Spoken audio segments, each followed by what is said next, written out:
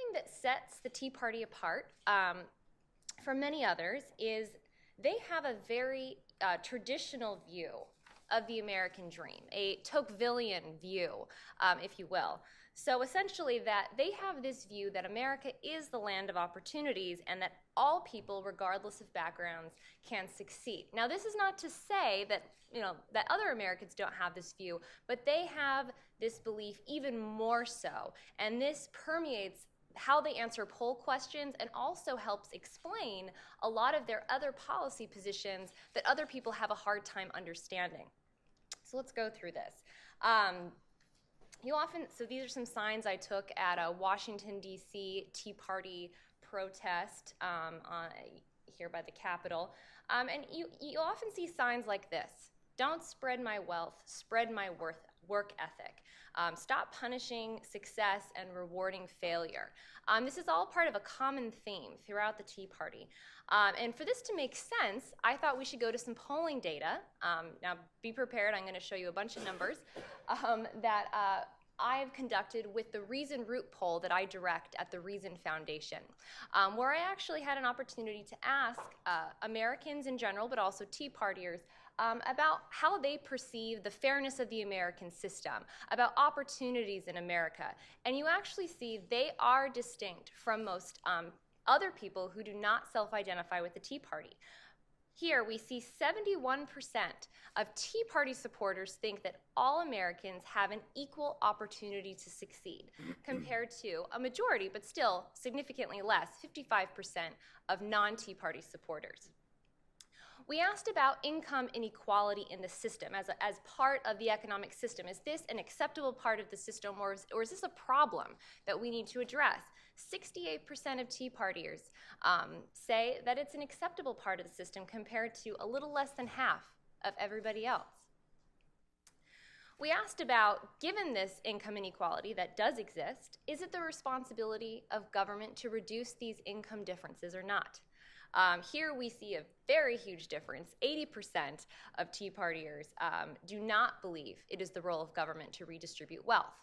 Now, this makes sense if you understand their other assumptions, that if this is a land, a place of equal opportunities for all people, regardless of background, it reasons why they might also think that it is not the responsibility of government to redistribute wealth. This is where we see probably the most striking difference. We asked about, for those in this country who are poor, how good of a chance do they have for escaping poverty? This is a striking difference. 57% of Tea Partiers think that these poor individuals have a very good chance of escaping poverty, compared to only 33% of non-Tea Party supporters.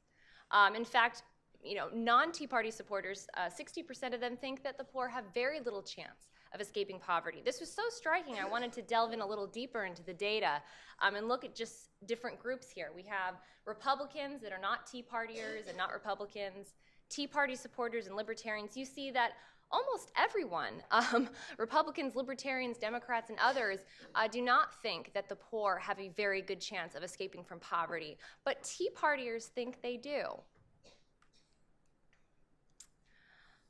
One of the reasons they may feel this way is we asked essentially about the question of zero sum.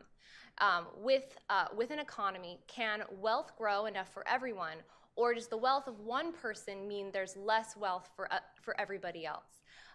And we see that 2/3 of Tea Partiers think that wealth can grow enough for everyone.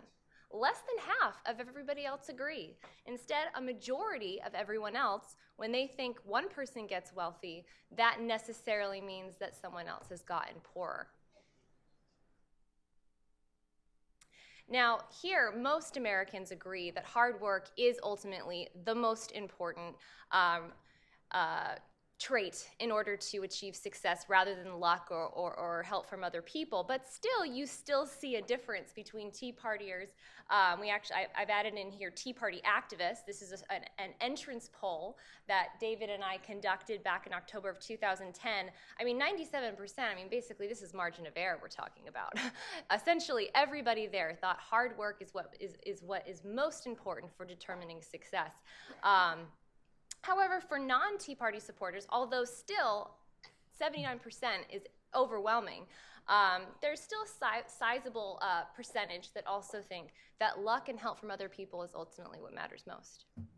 So in sum, I think that this, I should probably leave it there. In sum, this shows you that the Tea Party members have a very unique view about upward economic mobility in our country. When I did my interviews with these individuals, a common theme kept coming up.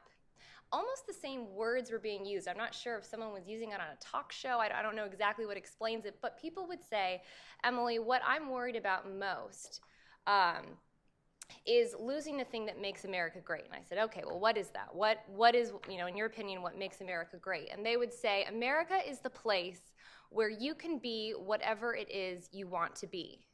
Now, they often would caveat this and point out that that is no guarantee of success. Actually, a lot of them had started businesses that had failed.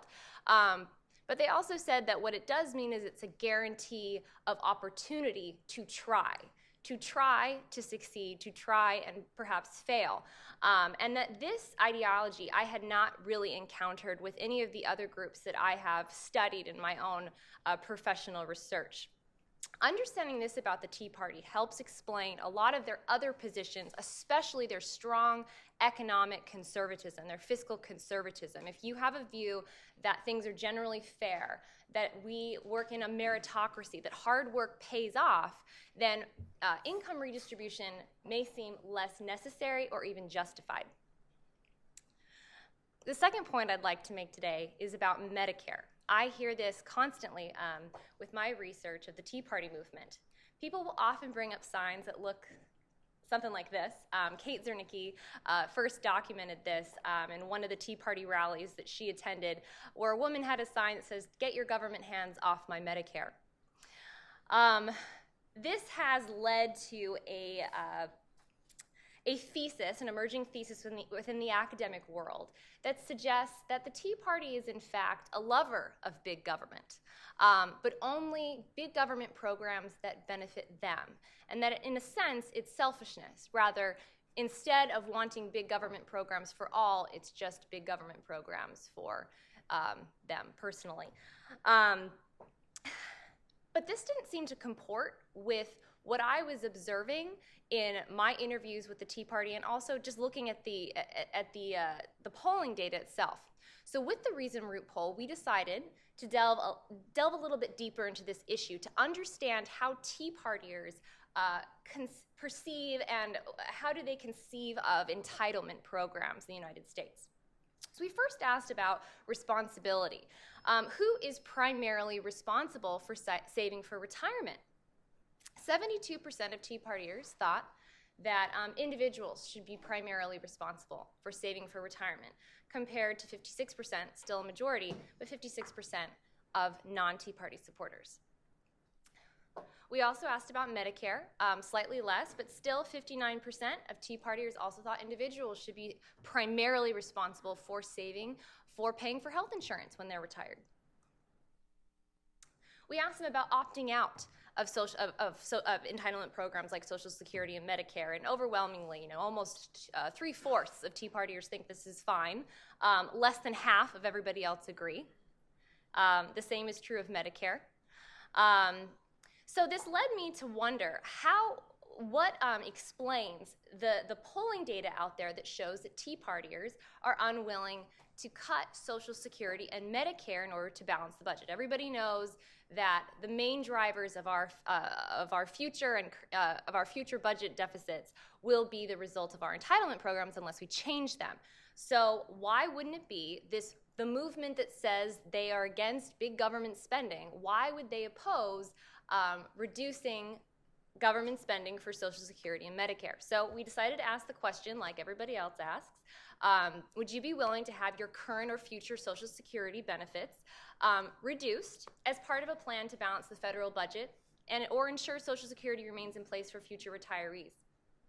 You see that a majority of Tea Partiers say no, 52%, as do non-Tea Party supporters. But one thing that struck me when in my interviews and also my other research was that Tea Partiers would talk about Medicare and Social Security as if it were a savings account.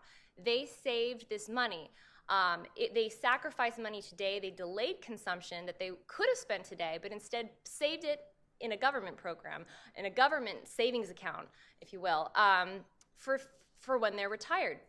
So we said, okay, well, what would you be willing to accept reductions in your benefits if you were still guaranteed to receive at least the amount of money you have contributed into the system? You see the responses flip. Here, most Americans and Tea Partiers, even slightly more so, 65% say yes, they would be willing to accept reductions to their own Social Security benefits if they were guaranteed to at least get their money back. We asked the same thing about Medicare, and when you promise, if you were to promise that they would still get the money that they put in, you see 67% would be open to reforming Medicare, even if that meant cuts, as long as they get their money back.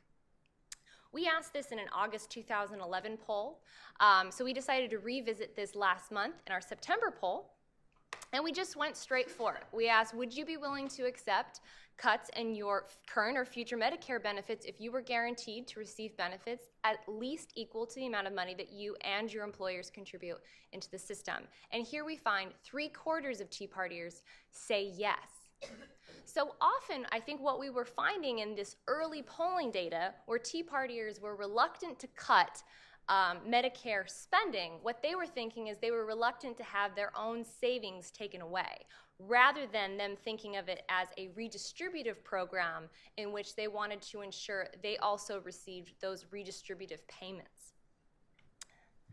Okay, so in sum, although these 2 points are somewhat just disjointed, I think these are very important points to make, and that polling data can help clarify where the Tea Party stands and how it is different from those who do not identify with the Tea Party. Namely, that the Tea Party is very concerned with upward economic mobility, and it continues to be so, which probably explains their strong commitment to fiscal conservatism, and also that they are open to entitlement reform,